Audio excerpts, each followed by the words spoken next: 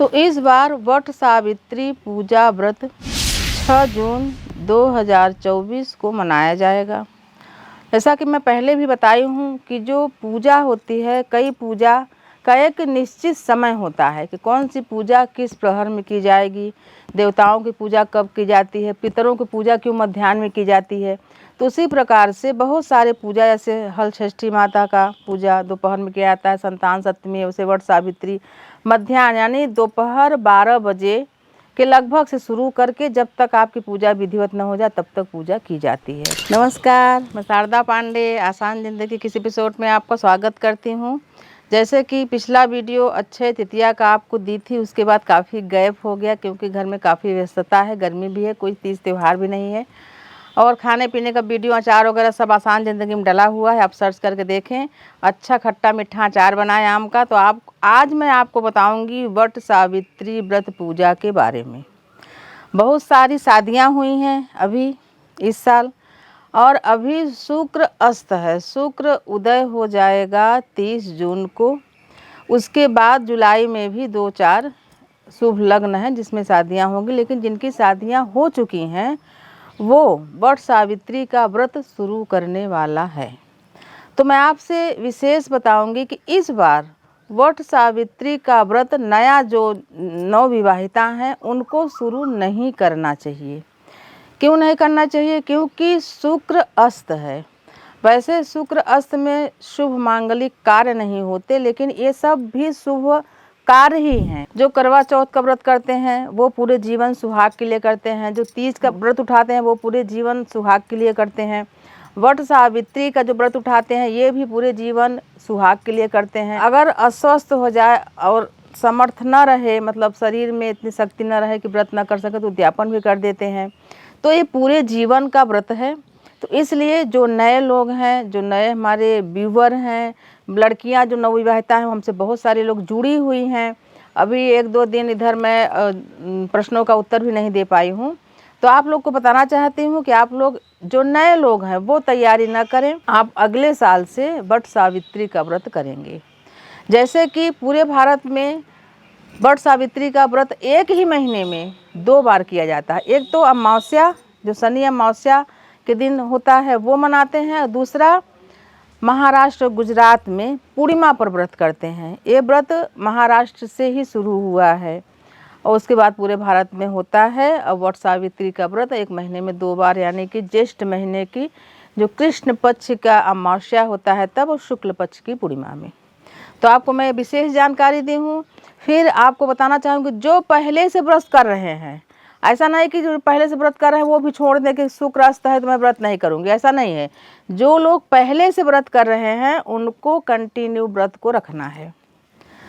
तो बहुत सारे लोग जो पहले से व्रत कर रहे हैं वो हमसे अगर अभी नया जुड़े हैं, नया चैनल सब्सक्राइब किए हमारा आसान ज़िंदगी को, तो उनके लिए भी नई जानकारियाँ, बहुत सारी नई जानकारियाँ दूंगी। हमारे आसान ज़िंदगी चैनल को सब्सक्राइब कर लें तो आपको सभी वीडियो समय से मिल जाएंगे।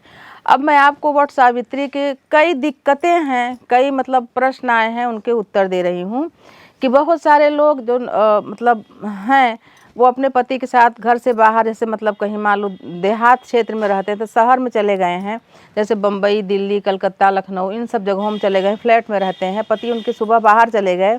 तो ऐसी अवस्था में वो दूर दराज के जगहों में वट का जो बरगद का पेड़ होता है वहाँ किसी का मतलब जान पहचान में नहीं, तो वहाँ जाके पूजा नहीं कर सकते। तो उनके लिए बहुत आसान विधि बता रही हूँ कि वट की जो डाल होती है वो मार्केट में बिकती है, वट की डाल खरीद लें और घर पर ही कलश जो रखाता है, कलश तो आसान ज़िंदगी में डाली हूँ, उसको देख लें। और वट सावित्री का मैं बरगद का पूजा करके भी दिखाई हूँ और घर पर भी पूजा करके दिखाई हूँ, सर्च करके देख लें। फिर भी नए तरीके से बता दे रही हूँ कि वट की डाल मिल जाए तो लोटे में डाल लें, और अगर न भी मिले तो कलश रख लें, गौरी गणेश रख लें।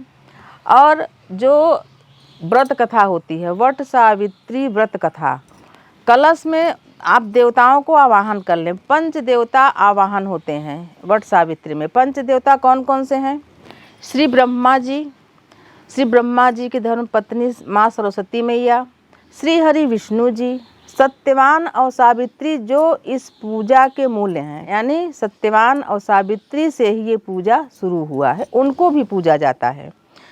तो मैं आपको बता रही हूँ कि जो बाहर न जा सके वो घर में क्या करें, साफ स्थान बनाएं, साफ आसन रखें, उसके बाद कलश रखें, गौरी गणेश रखें। गौरी गणेश अगर नहीं बना सके, गौरी भी बना के दिखाई हूँ कि आप घर में साफ आटा हो, चावल का या गेहूं का या हल्दी या पीली मिट्टी, मुल्तानी मिट्टी, किसी भी की गौरी बना सकते हैं। सुपारी में कैसे गणेश बनाते हैं वो सब चीज़ें, और आप घर पर ही विधिवत पूजा कर सकती हैं।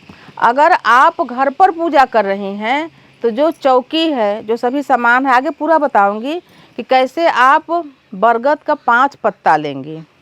अब ये सब चीज़ें तो आप एक दिन पहले भी कर सकते हैं, अच्छे से रखें, सूखेगा नहीं, साफ कपड़े में लपेट के रखेंगे, पानी करके भिगा के, तो वो पत्ता नहीं सूखेगा। 5 पल्लव यानी 5 बरगद के पत्ते, उन 5 पत्तों पर इन पंच देवताओं का नाम लिखेंगे और इन पंच देवताओं को कलश में भी आवाहन करेंगे, तो कलश में आके स्थापित हो जाएंगे वो देवता पांचों। और उसके बाद अब पंच देवताओं को बरगद के पत्तों पर श्री ब्रह्मा जी, माँ सरस्वती और श्री हरि विष्णु जी, सत्यवान और सावित्री का विधिवत नाम लिख के उनको आसन देंगे। आसन यानी वस्त्र, अलग अलग भी दे सकते हैं। और ऐसे सावित्री हैं, माँ सरस्वती हैं, उनके लिए पीला, सावित्री के लिए लाल, ब्रह्मा जी के लिए सफ़ेद, श्री हरि विष्णु जी के लिए पीला और सत्यवान जी के लिए भी पीला वस्त्र अलग अलग थोड़ा करके बिछा सकते हैं। उन्हीं पर पत्तों को स्थापित कर दें। पहले वस्त्र बिछाने के बाद शुद्धिकरण करें, जल से, साधारण जल, गंगा जल लेकर कुछ घास से शुद्धिकरण करें। उसके बाद हल्दी, चंदन, कुमकुम, अक्षत, इन सभी चीज़ों से फूल मालाएं, ये सभी चीज़ों को चढ़ा के और विधिवत इन पंच देवताओं का पूजा करें। जैसे कि इस बार जो वट सावित्री व्रत पड़ रहा है, पूजा पड़ रहा है, वो बहुत शुभ है। शुभ किस लिए है कि गुरुवार के दिन पड़ रहा है। गुरुवार के दिन पड़ने के कारण जो श्री हरि विष्णु हैं, ये काफ़ी वरदान की मुद्रा में रहते हैं, क्योंकि माँ लक्ष्मी का भी ये दिन है। तो इस दिन पीले वस्त्र धारण करें, हल्दी का तिलक करें, सभी देवताओं को भी हल्दी का तिलक लगाएं। पीले आसन या पीला आसन है तो पीला वस्त्र जरूर पहने, आसन पर बैठ के विधिवत पूजा करें। पीले फूलों की माला, पीला फूल, ये सभी चीज़ एकत्रित कर लें। जब पूजा पाठ हम कुछ भी करते हैं तो सभी चीज़ों की आवश्यकता होती है। तो ये 6 जून को इस वट सावित्री का पूजन है। 6 जून को आप 11:15 बजे से शुरू करके जब तक आपका पूजा हो न जाए तब तक आप वो पूजा को कर सकते हैं। तो आपको मैं बता रही हूँ वट सावित्री के बारे में, बहुत सारे वीडियो मैं डाल चुकी हूँ, इसको भी देखें। जो नए लोग जुड़े हैं उनके लिए भी बता रही हूँ। ऋतु फल, जो भी आप व्रत पूजा कर रहे हैं, ऋतु यानी समय, जिस समय आप पूजा कर रहे हैं उस समय में जो फल उपलब्ध है वो सभी फल आपको लाना है। भले ही थोड़ा लाएं, नहीं सभी ला सकते तो कोई एक महत्वपूर्ण फल जरूर लाएं। तो ऋतु फल में इस समय अभी क्या क्या मिलता है ये भी आपको मैं बता दे रही हूँ कि ऋतु फल में क्या क्या अभी आप चढ़ा सकते हैं, क्या क्या चढ़ाना जरूरी है, और अंकुरित चना भी क्यों चढ़ाया जाता है ये भी बताऊंगी। तो जो मैं दिखाती हूँ एक सामान्य पूजा, विधिवत पूजा रहती है, इसमें भी बहुत सारी चीज़ें कम रहती हैं, लेकिन ऐसा नहीं है कि जो हम दिखा रहे हैं आप उतना ही चढ़ाएं।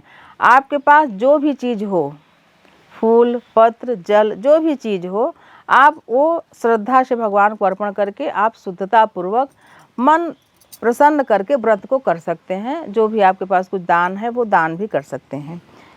तो आपको बता रहे हूँ ऋतु फल के बारे में। जैसे अभी गर्मी चल रही है तो आम चढ़ाएं, जामुन, लीची, खरबूजा, खिरमाना जिसको तरबूज बोलते हैं लाल वाले को, जल वाला नारियल जिसमें जल भरा होता है वो नारियल भी चढ़ाएं शुद्धिकरण करके, उसमें धागा वगैरह बांध के, ककड़ी, अंकुरित चना। तो जैसे मान लीजिए कि 6 तारीख को वट सावित्री व्रत है, तो आप जो चना है, काला चना छोटा छोटा होता है, देसी चना जिसको बोलते हैं, तो आप उस चने को 3 तारीख को भिगा दें।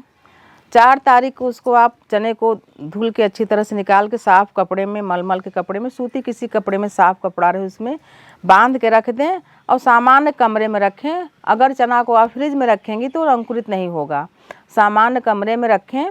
तो 3 तारीख को भिगो, 4 तारीख को सामान्य कमरे में रखें, 5 एक दिन मतलब 4 और 5 2 दिन में चना अच्छी तरह से अंकुरित हो जाएगा। उसको भी सफाई से बर्तन में रख के वो भी भोग के साथ भगवान को चढ़ाया जाएगा। उसके बाद घर में बनाया हुआ पकवान, घर में बनाया हुआ पकवान सबसे शुद्ध और सरल है पूड़ी, हलवा और बेसन का लड्डू। क्योंकि पूजा शुरू होगा 12 बजे से, सुबह के समय स्नान वगैरह करके थोड़ा थोड़ा पूड़ी, हलवा और बेसन का लड्डू भी बनाएं। तो ये जो सभी जो फल बताई हूँ, इन सभी फल को आप ज़्यादा परेशान ना हो, सभी फलों को एक बांस की नई डलिया में, या आपको पिछले साल की जो डलिया है उसमें भी रख सकते हैं, कोई पुरानी डलिया जिसमें गंदा हो, ख़राब हो, उसमें नहीं, नया ही चाहिए। आप हर साल उसको पूजा में यूज कर सकते हैं। तो नई डलिया में सारे फलों को रख लें। एक छोटे पात्र में चना के दाल को, चना का जो अंकुरित है उसको रख लें। पूड़ी, हलवा, जो लड्डू है, इसको पलास के दोनों में करके एक ही डलिया में रख के और उसको अच्छे पीले या लाल कपड़ा से ढक के, अगर आप दूर दराज जा रहे हैं, क्योंकि जैसे गांव में होता है तो एक साथ सब महिलाएं जाती हैं तो अच्छा भी लगता है, गीत गाते हुए जाती हैं। जहाँ बरगद का वृक्ष है वहाँ पूजा करेंगे, शाम तक 4 तक बज जाता है पूजा करते करते, आराम से आती हैं। बहुत दूर दराज में है तो गाड़ी में रख के जाते हैं, पूजा करके चले आते हैं। और जिनको घर में करना है तो कोई बात नहीं, घर में भी आप आराम से कर सकती हैं। जैसे मान लीजिए आप दूर दराज पूजा करने जा रही हैं तो वहाँ के लिए मिट्टी का कलश रखें। मिट्टी के कलश में जब आप कलश रखते हो, जल भरते हो, तो वो पानी शीतल होता है, ठंडा होता है। मिट्टी के कलश में आप जल भर के रखें। गाय के घृत का दीप जलाएं जहाँ पूजा करें, घर में या बाहर। मिट्टी का कलश इसलिए बोल रही हूँ कि जब आप बाहर पूजा करेंगी तो जो तांबे का, फूले का या पीतल का कलश होगा उसको तुरंत हटाना नहीं चाहिए। अब मिट्टी का कलश है तो आप वहीं पर छोड़ के चले आएँ। जो भी फेरी लगाएंगे आप, जो जिस चीज़ से फेरी लगाएंगे उन चीज़ों को भी वहीं छोड़ देंगे। तो मैं आपको बता रही हूँ कि क्या क्या करना चाहिए, क्योंकि अमावस्या तिथि है। इस तिथि में देवताओं के नाम से गाय का कच्चा दूध भी बरगद के मूल में, जड़ में चढ़ा के उसकी जो गीली मिट्टी होती है उससे भी माथे पर तिलक करना चाहिए। इससे कई प्रकार के दोष समाप्त हो जाते हैं, तो आप इसको भी करें। उसके अलावा बट वृक्ष के पास जा रहे हैं जहाँ, जैसे कि मान लीजिए वहाँ पुस्तक पढ़ना है तो कोई एक पुस्तक कोई एक जन पढ़ते हैं, बाकी लोग सब सुनते हैं। अपने घर से छोटा छोटा आसन ले जाएं, आसन पर बैठ के वहाँ पर चीज़ें को पढ़ें। और जो भोग की सामग्री होती है उस भोग की सामग्री को एक साथ ही एक जगह रख के, सिर में पल्ला डाल के, आंचल से मतलब पकड़ के, और सभी देवताओं का नाम स्मरण करते हुए मंत्रों से उनके, ओम श्री ब्रह्माय नमः, ओम श्री विष्णुवे नमः, ऐसे सभी देवताओं का नाम स्मरण करके एक ही जगह से सभी देवताओं को अर्पण कर सकती हैं। और अगर कर सकें तो पलाश के दोनों में अलग अलग भी कर सकते हैं, जिसकी कोई आवश्यकता नहीं है, एक जगह रख के सभी को भोग लगा सकते हैं। फिर आपको पूजा की जो पूजा की सामग्री है, उस पूजा की सामग्री में क्या क्या लगेगा उसको भी मैं आपको बता देती हूँ। 1-2 दिन पहले सभी चीज़ों की व्यवस्था कर लें। तो आप नोट करिए कि पूजा की सामग्री में क्या क्या लगता है। आप बहुत सारे लोग बोलते हैं, मैं बोलती हूँ कि मैं अपना वीडियो डाली हूँ, आप उसमें देखो, तो बोला नहीं अलग से बताओ, तो मैं आपको अलग से बता रही हूँ। तो आप नोट करिए कि पूजा की सामग्री में क्या क्या लगेगा। तो अक्षत, अक्षत यानी जिसका क्षय न हुआ है, इनकी क्षति न हुआ हो, चावल, खड़ा चावल उसको रखें। हल्दी, हल्दी से चावल को रंगना पड़ेगा, वहीं रंगे। बहुत सारे प्रश्न करते हैं कि हम ढेर सारे चावल को रंग के रख लें फिर चढ़ाएं। जब आप चावल को रंग के रखते हो तो चावल टूट जाता है। जब आपको चढ़ाना हो तभी आप चावल को रंगें और अक्षत के रूप में चावल को देवताओं को चढ़ाएं। श्री हरि विष्णु को छोड़ के बाकी सभी देवताओं को चावल चढ़ा सकते हैं। कुमकुम, गुलाल, ये बरगद के पेड़ में भी सभी देवताओं को भी चढ़ाया जाएगा। कच्चा सूत, जब कच्चा सूत का हम फेरी लगाते से, हमारे बगल में देखिए पीपल वृक्ष महाराज हैं, तो जब हम कच्चा सूत का फेरी लगाते हैं तो अत्यधिक पतला और कच्चा होने के कारण सूत टूट जाता है। तो इसमें मन में खिन्नता होती है कि सूत टूट गया। तो जो कलावा होता है जो हम हाथों में बांधते हैं वो भी कच्चा होता है, यानी जब कलावा को तोड़ें जो आसानी से टूट जाए वो कच्चा सूत है। आप उसकी भी फेरी लगा सकते हैं, वो टूटेगा नहीं। और जो आसानी से नहीं टूटता है वो टेरी काट वगैरह रहता है, उसका फेरी न लगाएं। तो कच्चा सूत उसको भी बोलते हैं जो कलावा या रच्छा सूत्र होता है, आसानी से जो टूट जाए उसका आप फेरी लगा सकते हैं, वो फेरी लगाते समय टूटेगा नहीं। तो कच्चा सूत या कलावा, पलाश के दोने, धूप, रुई, दीपक, माचिस और एक साफ कपड़ा। जैसे आप पूजा करोगे देवताओं को सभी चीज़ लगाओगे, हाथ धोगे तो एक साफ़ कपड़ा होना चाहिए जिसमें आप हाथ को पोंछ सको। ये सुविधा के लिए चीज़ें होती हैं। नहीं आप नई साड़ी पहने उसमें आप पोंछोगे तो साड़ी में दाग लगेगी। सब मैं आपको आसान तरीके से जैसे मैं करती हूँ वैसा आपको बता रही हूँ। एक साफ कपड़ा भी लें, बार बार उसमें हाथ पोंछना पड़ता है। वट सावित्री व्रत कथा जरूर मंगवा लें। वट के नीचे बैठ के पढ़ें या घर में पूजा कर रहे हैं वहाँ पर पढ़ें। व्रत कथा जरूर पढ़नी चाहिए। आसन जिसमें बैठ के पूजा करना है, पूजा के बाद आसन के नीचे की मिट्टी माथे में जरूर लगाना चाहिए। दक्षिणा, दक्षिणा यानी देवताओं को दक्षिणा चढ़ाएं। दक्षिणा चढ़ाने के बाद दूसरे दिन यानी आप घर में अगर पूजा कर रहे हैं तब जो भी चौकी, जो भी देवी देवता को स्थापित करेंगी, पंच पल्लों में देवी देवता को जो नाम उकेरेंगी, लिखेंगी, वो सब अगले दिन सुबह स्नान के बाद या तो जल विसर्जन करना है या देव वृक्ष, जैसे मान लीजिए पीपल वृक्ष हमारे यहाँ है तो जहाँ कच्ची मिट्टी है वहाँ पर उन सभी सामग्रियों को मिट्टी में दबा देना चाहिए जहाँ पर पाँव न पड़े लोगों का। वट सावित्री का जो व्रत है, जैसे मैं बता रही हूँ कि 12 बजे मध्याह्न से शुरू होकर 3-4 बजे तक चलता है। तो उसके पहले बहुत सारे लोगों का प्रश्न होता है कि सुबह हम क्या पानी पी सकते हैं, चाय पी सकते हैं? तो नहीं, ये व्रत निर्जला रखा जाता है। निर्जला कब तक रखा जाएगा? जब तक आप पूजा और फेरी न कर लें, तब तक आप बिना जल के रहेंगी। कोई चाय, कोई नाश्ता, कोई कुछ नहीं।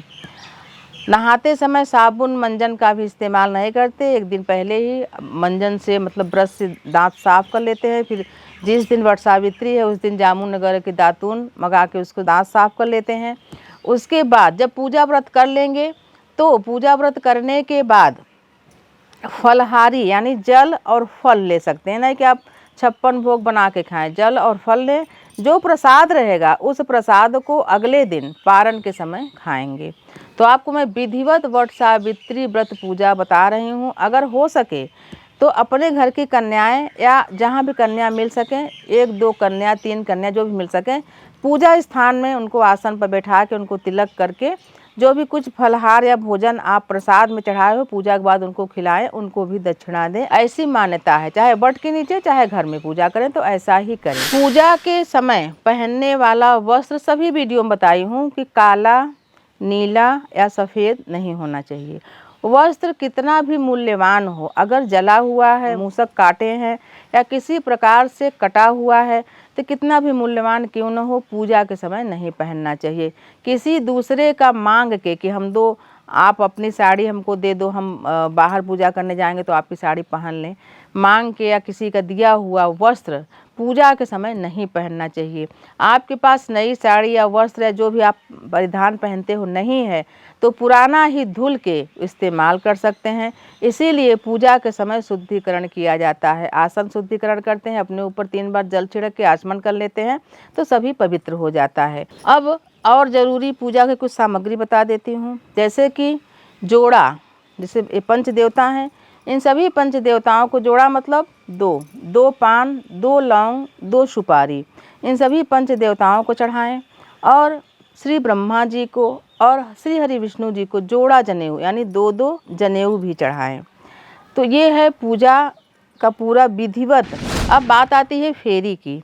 तो पहले जैसे गुरुवार का दिन है तो 4 फेरी जो आपको बताई हूँ कि कलावा जो टूटेगा नहीं, 4 फेरी कलावा से लगा लें बरगद में। उसके बाद 4 फेरी जल यानी लोटा में जल लें और बरगद के चारों तरफ गिराते हुए, जैसे कि साधु संत लोग भोजन करते हैं तो थाली के गोलाई से ऐसे आचमन करते हैं, गिराते हैं जल की कोई भी चींटी कीड़ा मकोड़ा थाली पर न चढ़ के आए, ये मेन उपदेश होता है। तो इसीलिए 4 फेरा जल से लगाएं। उसके अलावा जो भी चीज़ें आप चढ़ाएंगी वो जोड़ा में होना चाहिए। कोई भी चीज़ें, खाने की चीज़ें हैं, सुहाग की चीज़ें हैं, कुछ भी हैं, जैसे मान लीजिए कि आप छुहारा का लगा रहे हैं फेरा तो उसमें काजू भी रहे, 2 चीज़ों का अपने आंचल में लेकर फेरा लगाएं। 12 फेरा भी मान्य होगा, उसे 101 फेरी लगाने का मान्यता है। 54, 27 कुछ भी लगा सकती हैं। जो सामान होगा फेरी का वो वहीं पर छोड़ देंगे, बच्चे खा लेते हैं, जो जिनको ज़रूरत होती है वो ले लेते हैं। फिर 16 श्रृंगार, ये जो पूजा होती है करवा चौथ, तीज, वट सावित्री, ये सभी पति के दीर्घायु के लिए की जाती है, सुहागन महिलाएं करती हैं। इसमें 16 श्रृंगार चढ़ाया जाता है। तो जरूरी नहीं कि आप हर बार 16 श्रृंगार चढ़ाएं। पहली बार जब पूजा शुरू करते हैं तब जरूरी होता है, उद्यापन करते हैं तब जरूरी होता है, लेकिन ऐसा नहीं है कि बाकी पूजा में आप बिल्कुल न चढ़ाएं। 16 श्रृंगार नहीं हो सकता तो 5 या 3 भी चढ़ा सकते हैं। सिंदूर, बिंदी, चूड़ी, मेहंदी और बिछुआ, ये 5 चीज़ हुआ। इन 5 चीज़ों को चढ़ा के कुछ तो दान कर दें और कुछ अपने पास रखें। तो मैं आपको बता रही हूँ, विधिवत वट सावित्री पूजा व्रत करना। नए लोगों को व्रत नहीं करना है, पुराने लोगों को व्रत छोड़ना भी नहीं है, विधिवत पूजा करना है। जो लोग उद्यापन करना चाहें वो इस साल उद्यापन भी न करें, अगले साल करें तो ज़्यादा अच्छा रहेगा, जब अच्छा शुद्ध साफ दिन हो, शुक्र उदय हो। इस व्रत में निर्जला व्रत तब तक रहा जाता है जब तक पूजा फेरी न कर लें। पूजा फेरी करने के बाद आप ठंडा जल पिएं, फल खाएं और पूजा को पूर्ण करें। पति का भी पाँव छुएं और सभी सुहागनों को जो वहाँ पर हैं आपस में सभी एक दूसरे को तिलक लगाएं। अकेले पूजा कर रहे हैं तो कोई बात नहीं, आप अपने तिलक लगा के पूजा करें। तो आप आसान ज़िंदगी चैनल को सब्सक्राइब कर लें, आपको आगे जितने भी पर्व त्यौहार हैं सबका वीडियो मिलता रहेगा। और आसान ज़िंदगी में सभी कुछ डला है, आप उसको भी सर्च करके देखें। हमारे साथ बने रहें, देखते रहें आसान ज़िंदगी। तब तक के लिए नमस्कार।